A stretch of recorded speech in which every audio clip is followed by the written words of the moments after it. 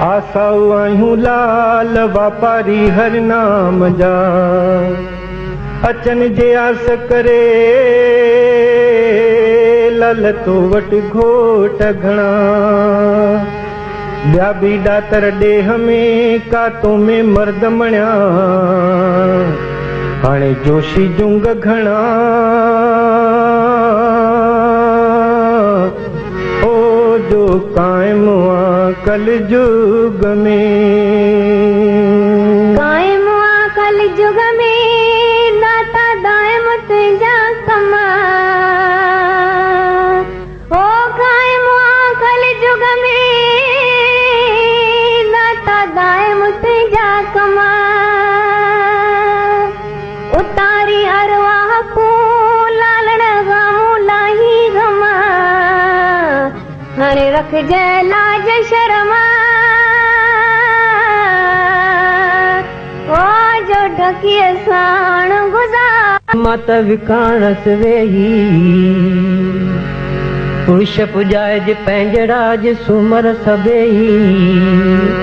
मंगल ॾींहुं महाराज खे अॼु मन महर पई, ॿुधर थो बाजू करे मुंहिंजो आदिल अहिड़ो ई।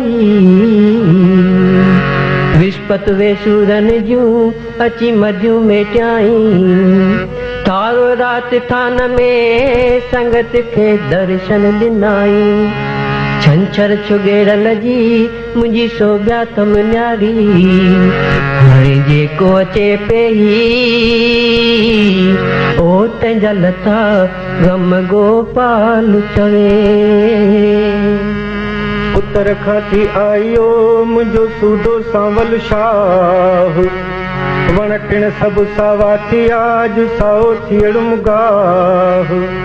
ओ माउ चवे थी पुट खे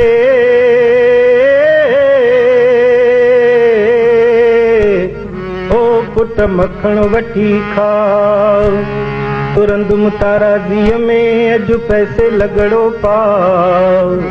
अहिड़ो सूधो सांवल शाह ओ जो ॾींदो ॾाण संगत खे। हे जिंदालाल ओ मुंहिंजा 40 वारा घोट, ओ मुंहिंजा लाल साईं बेड़ा बने लाई। सभिनी जी आस पुॼाई दर तुंहिंजे तां सवाली, मिठड़ा को न वञे थो खाली। मुंहिंजा लाल साईं सभ जा पलव घर, सॼी संगत जो पलव, माई भाई जो पलव, शेवाधारनि जो पलव, जंहिं वारनि जो पलव, टिप्स वारनि जो पलव, असांजे बानीकारनि जो पलव।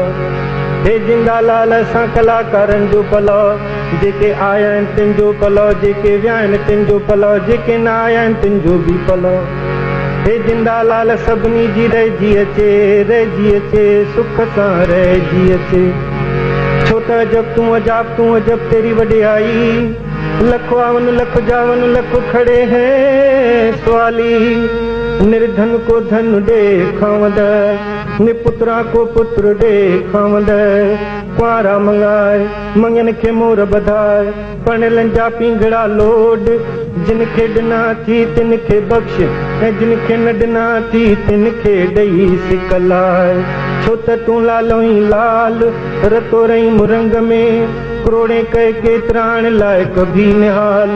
हाणे जाॾे करी मुख्याल, से भी रंगे पंहिंजे रंग में। मुंहिंजा जोतिन वारा सभिनी जो पलव, हे जोतिन वारा सभिनी खे पंहिंजे हलंदी हलाए। कंहिंजो मोहताज न कर वॾी आवर जा, हे जोतिन वारा असांजे भगवंतीअ जी आवर जा वॾी करणी, जीअं ॻाईंदी रहे असां वॼाईंदा रहूं। हे जोतिन वारा लाल साईं पलव घाई, छो त तुंहिंजे गंज में आ कमी कान काई। तुंहिंजो दर सखा जो खुलियलु आ सदाई। करी शाह प्यादा ॾी प्यादनि खे शाही, जहिड़ी तुंहिंजे मन में थींदी नेठ साई। तुंहिंजे दर तां सवाली वरे कोन खाली, जय सजे मन में लाल तेरी तो तप जाई गज कर बोल मरलाल की जय साधु बोलो शिव आज के आनंद की जय।